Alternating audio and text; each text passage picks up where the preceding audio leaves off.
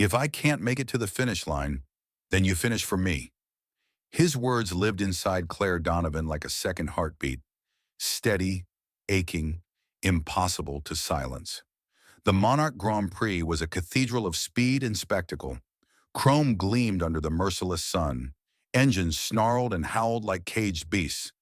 And there she was, a single figure standing against an ocean of privilege. Claire's silver-gray McLaren 720S looked ghostly among the other machines, as if a spirit had wandered into a battlefield of kings. Her gloved hands tightened around her matte black helmet.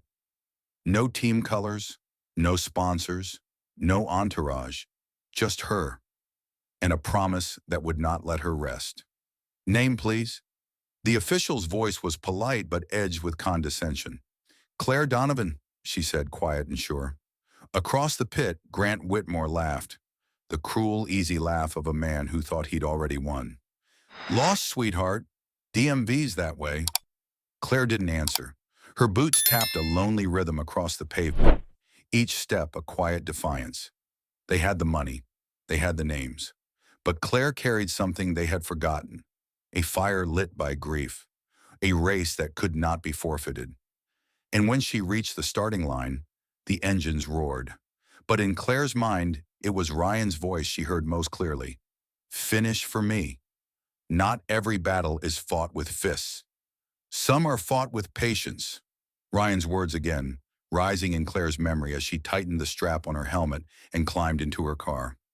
The Monarch Grand Prix wasn't just a race. It was a stage play where everyone knew their part. The billionaires smiled and shook hands. The cameras clicked. The announcers praised familiar names before the engines even roared to life. Claire, she wasn't part of the script. She was the glitch in their polished spectacle. As she eased the McLaren into her starting position, she caught the smirk on Grant Whitmore's face 3 rows ahead. A king atop his throne, already rehearsing his victory speech. A flicker of doubt rippled through her. A tiny crack. What if they were right? What if she was just an interloper? A woman clinging to a dream stitched together from grief and stubbornness. She shut the thought down like slamming a car door. Finish for me, Ryan had said. Not try, not survive. Finish. The lights above the track flashed red. Engines screamed like 1,000 trapped demons. Then, green. Claire punched the accelerator. The McLaren surged forward and for a moment, just a moment, she was flying. Then came the first hit. A sleek black Lamborghini drifted into her lane without warning, cutting her trajectory sharp. Claire's reflexes snapped into gear, steering hard to avoid collision. But she knew. It wasn't a mistake. It was a warning shot. Further down, another car, a silver Aston Martin, suddenly slowed without signaling, forcing Claire to swerve wide. She lost 2 places in less than 15 seconds. From the sidelines, no one would notice anything wrong. It all looked natural. Racing chaos, adrenaline mistakes. Only Claire knew better. They were boxing her out. They were trying to make sure she never even made it to the first checkpoint. Flashback, Vermont, years ago. The road twisted through the Green Mountains, empty under a silver sky. Claire, clutching the steering wheel of a beat-up Mustang, had frowned in frustration as Ryan coached her. Ryan laughing gently. They'll push you. They'll block you. They'll try to scare you. Let them. Speed is nothing without calm. You see the gaps they leave? That's where you slip through and leave them choking on your dust. Back then, she thought he was just talking about driving. Now she knew he had been teaching her about life. Back to the race. Claire took a deep breath, steadied her hands, and began to see the gaps.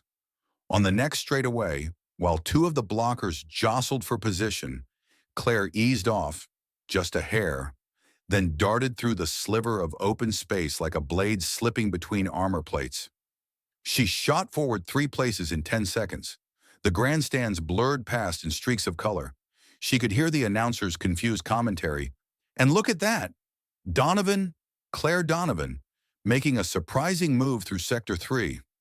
But Claire wasn't listening. She wasn't racing them. She was racing herself, racing the weight inside her chest, racing the memory of a coffin draped in a flag, racing for every mile Ryan hadn't finished. And deep down, Grant Whitmore, glancing into his rearview mirror and seeing that silver ghost gaining on him, felt the first prickling edge of unease. She wasn't supposed to be here. She wasn't supposed to fight back. But Claire Donovan was coming anyway, and she was just getting started. Speed without control is just chaos. Ryan's voice drifted through Claire's mind as she tightened her grip on the steering wheel, feeling the car shudder under her touch. Sector 4 of the Monarch Circuit was known as the Widowmaker, a brutal stretch of S-curves and blind drops, designed to separate true racers from those who only knew how to look good behind a wheel. Claire had closed the gap. Against every expectation, she had clawed her way into the top 5. Grant Whitmore noticed, and he didn't like it. The trap tightens. The black Lamborghini that had cut her off earlier reappeared in her rearview mirror, weaving aggressively. Ahead, a neon green Porsche drifted dangerously close to her left fender. Claire was being boxed again, this time with sharper elbows and less subtlety. Through her headset, Marcus's voice cracked with urgency. Marcus. Claire, they're setting you up. Next corner's a kill zone if you stay pinned. Claire didn't answer. She couldn't.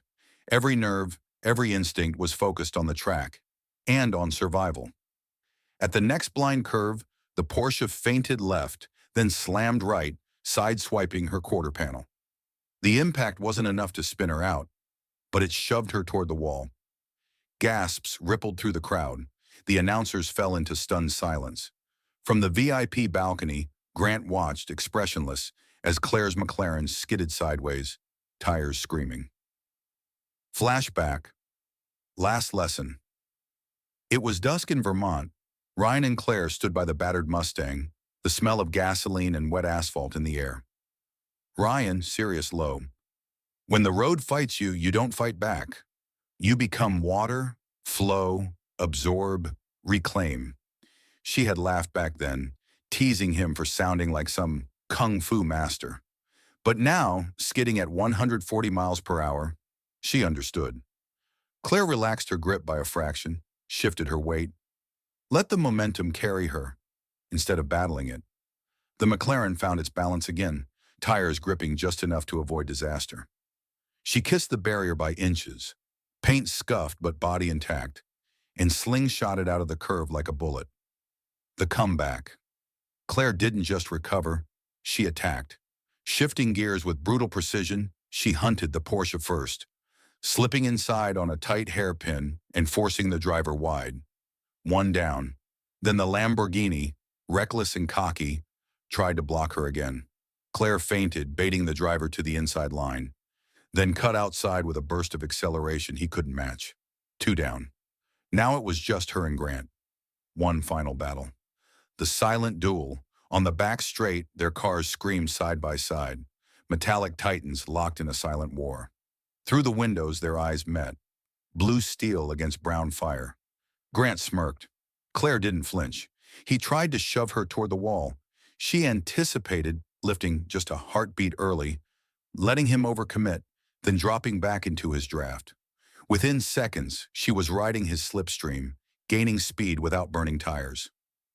The audience awakens. For the first time, the crowd began chanting not for Grant, but for the unknown racer, the silver ghost defying every dirty trick. Donovan! Donovan! Donovan! Somewhere in the stands, veterans in faded jackets punched the air, seeing in Claire what the others missed. Not just a racer, a fighter, a spirit that refused to be broken. Narrator voice, closing this part. Claire wasn't just driving a car, she was carrying every broken promise, every unseen sacrifice, every quiet act of courage that people like Grant had forgotten how to honor. And she wasn't finished yet, not by a long shot. The crowd's roar still echoed when Claire pulled into the pits, her heart pounding against her ribs like a second engine. Every nerve in her body hummed from the high-speed battle. She had survived the trap. No, she had obliterated it. But the real fight was just beginning. The message. Marcus was already waiting by the garage. His face, usually unreadable, was tense. He held up his phone, the screen glowing with a paused video frame. Claire stepped closer. Her stomach tightened. There, frozen in pixelated clarity, was the image of a man in a black cap and sunglasses, sneaking into her pit area before the race. His hands fiddled with something near her car's suspension. The evidence was undeniable. Marcus, grimly, "Grant's crew. No doubt about it. We've got it time-stamped too." Claire stared at the screen, not with rage, not with shock, with something colder. Resolve, deciding the next move. Marcus, "I can send this to the race board." Immediate disqualification for Grant. Claire didn't answer right away. She looked past Marcus to the crowd, to the track, to the very air that seemed charged with electricity. Filing a complaint was the easy road, but easy roads had never been her path. Claire quietly, "No, not yet." "Let him think he's won first." Marcus blinked, then nodded, a soldier recognizing battlefield wisdom when he heard it. Meanwhile, Grant's discovery. Inside the VIP lounge, Grant was sipping champagne, already accepting congratulations he hadn't earned. One of his assistants slipped a tablet into his hands. A dossier, photos, documents. Grant scrolled, frowning. Claire Donovan, Virginia native, accountant. Widow of Ryan Donovan. The name struck like a fist. Ryan Donovan, the Falcon. The rising star of Monarch Racing. The man Grant himself had raced against 3 years ago. The man who had died after a freak accident no one had dared investigate too closely. Grant's hand tightened around the glass. He remembered now. Ryan's car had mysteriously lost control on a day not so different from today. And now, his widow was here, driving like a ghost come back to finish what her husband started. The unraveling. The pieces clicked together faster than Grant could stop them. The unexplainable skill, the impossible calm under pressure, the way she moved through chaos like a shadow. She wasn't lucky. She wasn't an amateur. She was the student of a man who had once terrified the track. And if the video Marcus held ever went public, Grant wouldn't just lose the race, he would lose everything.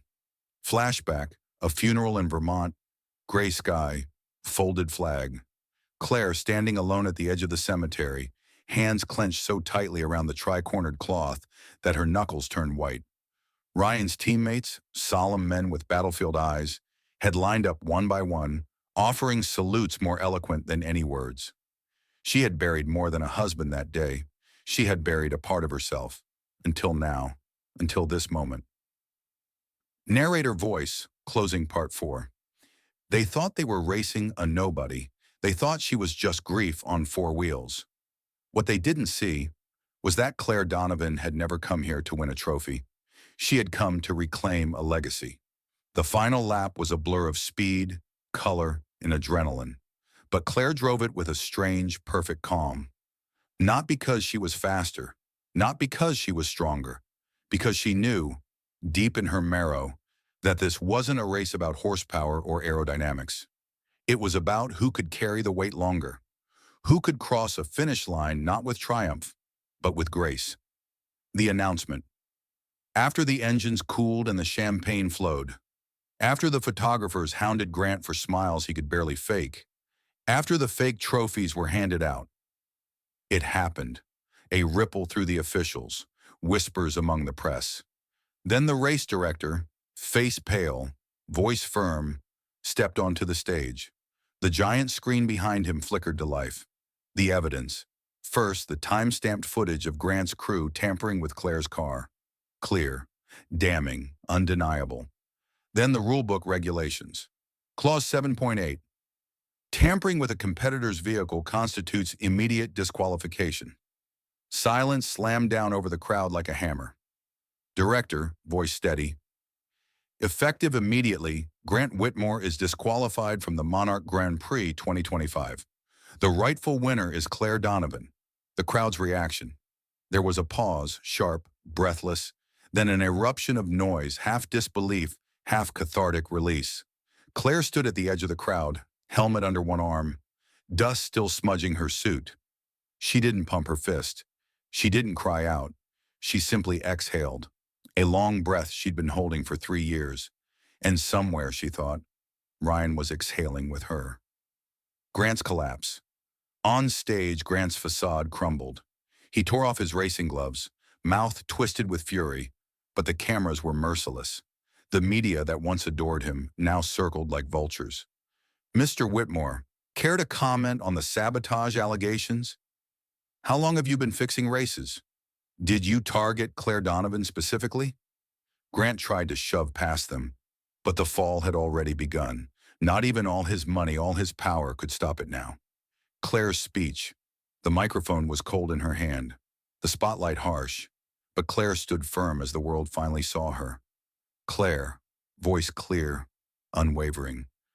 I didn't come here to embarrass anyone. I came here to keep a promise. She paused, the crowd leaning in. 3 years ago, I lost someone who believed that racing wasn't about status or sponsorships. It was about courage, about finishing what you start, no matter the odds. A beat of silence. Today, I didn't just cross the finish line for myself.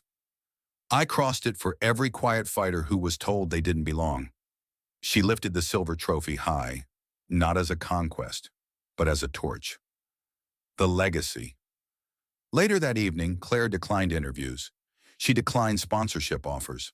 Instead, she met with the Veterans Racing Alliance, signing the papers that would establish the Ryan Donovan Memorial Fund, a program to teach young veterans precision driving and offer scholarships for motorsport careers. She understood now. It had never been about her. It had always been about finishing the race others never could. Final flashback, Vermont, twilight. Ryan laughing, tossing a set of car keys into her hands. Ryan, grinning. One day, kiddo, you're going to leave everyone else eating your dust. Claire smiled into the night air. He hadn't been wrong. Narrator voice, closing the entire story. Some finish lines are drawn in paint. Others are etched in heartbeats, in broken dreams reclaimed, in promises kept under impossible skies. Claire Donovan didn't just win a race. She finished a story, and in doing so, she wrote the first line of a new one. The weeks after the race were a whirlwind Claire hadn't prepared for. Newspapers splashed her face across their front pages. Television pundits dissected every second of the footage. Social media dubbed her the ghost driver, the widow's vengeance, the soul of racing. But Claire refused to be turned into a symbol of anger. She hadn't fought to tear something down. She had fought to rebuild. The unexpected visitors. One evening, as Claire locked up the small racing workshop she had rented to train young veterans, she saw a group waiting at the gate. Not reporters, not sponsors, not strangers. It was Marcus. It was Senator Claire Fordham, a former skeptic of grassroots racing. It was even Julian Hayes, a man once on Grant Whitmore's payroll, one of the fixers who had looked the other way when dirty games were played. They stood awkwardly, hands in pockets, eyes low. It was Julian who spoke first, his voice low, rough. Julian, we owe you an apology, Claire. Not just for what happened to you, for what we let racing become. Claire said nothing. She let the silence stretch. Sometimes it did the heavy lifting better than words. The birth of something new. Marcus, we want to help, not just with donations, not just with nice speeches. Senator Fordham, real change, real structure, a new league built on transparency, mentorship, and honor. Claire studied their faces, not pleading, not defensive, hopeful, ashamed, ready. Slowly, Claire opened the gate. They stepped through, not as rescuers or redeemers, but as people finally willing to carry their share of the weight. The founding of the Phoenix Circuit. Within 6 months, with Claire's reluctant blessing and steady guidance, the Phoenix Circuit was born. A racing league for veterans, young talent, and underrepresented drivers, where background mattered less than skill, where every race was audited, where sabotage was punished with lifetime bans. Claire insisted on 3 founding principles carved into the entry hall of their new headquarters. Skill before privilege, honor before glory, finish what you start. The same lessons Ryan had once whispered to her under a fading Vermont sunset, the return of old rivals. At the opening ceremony of the Phoenix Circuit, Claire spotted an unexpected figure standing near the back. Grant Whitmore, thinner, quieter. The designer suit replaced by a plain leather jacket and jeans. He didn't approach her. He didn't make a scene. But when Claire walked past, he tipped his head in a gesture of something that wasn't quite apology, but wasn't mockery either. Respect, perhaps. The kind you can't fake. Claire nodded back, brief and measured. Not forgiveness. Not yet. But maybe the first brick in a bridge neither of them had ever thought possible. New beginnings. The first race was rough, unpolished, but real. Claire watched from the sidelines as two young drivers, one a Marine veteran with a prosthetic arm, the other a mechanic's daughter from Detroit, dueled across the finish line. No sabotage, no rigged outcomes, just raw, breathtaking talent. The crowd exploded into cheers not for names, but for heart.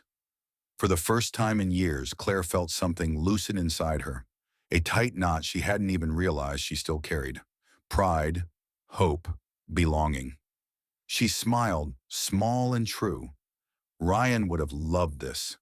Narrator voice, closing the entire expanded story. Sometimes justice looks like a podium.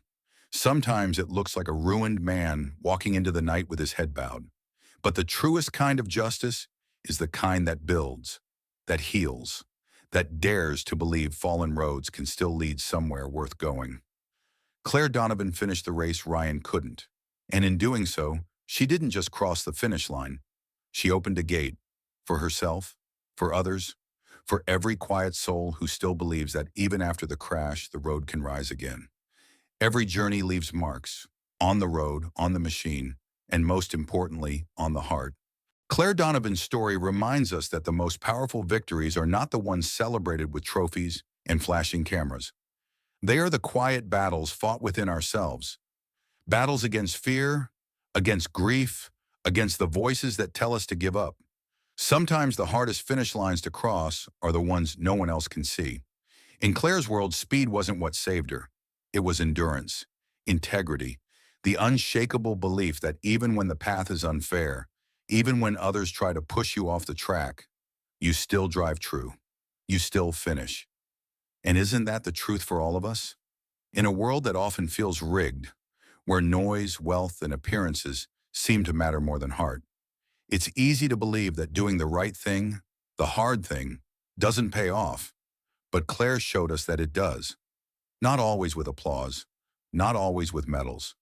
Sometimes it rewards us quietly, in the healing of a broken spirit, in the restoration of a forgotten dream, in the building of something that will outlast our own footprints. What lessons can we carry forward? Finish what you start, even when the world says you shouldn't bother. Honor matters, especially when no one is looking. Legacy is built daily, in small decisions, in tiny acts of courage that stack up over time. We are stronger together, healing communities, rebuilding trust. These are victories just as noble as any on the track. And maybe most importantly, the race is not always to the swift, nor the battle to the strong, but to those who endure, and endure with grace. Thank you, truly, for spending this time with us. Reliving a story not just of racing, but of resilience, redemption, and rebirth. If Claire's journey stirred something in you, if it reminded you of a promise you once made, a dream you once cherished, or a battle you're still fighting quietly every day, then maybe it's time to step back onto your own track. Maybe it's time to believe again. If this story resonated with you, we invite you to stay connected. Share your thoughts, share your dreams, share your own quiet victories, the ones the world doesn't always see. Because out there, somewhere, someone is still looking for proof that good people still finish the race. And sometimes, all it takes to change a life is one more lap, one more try, one more soul refusing to give up. Thank you, and we'll see you at the next starting line.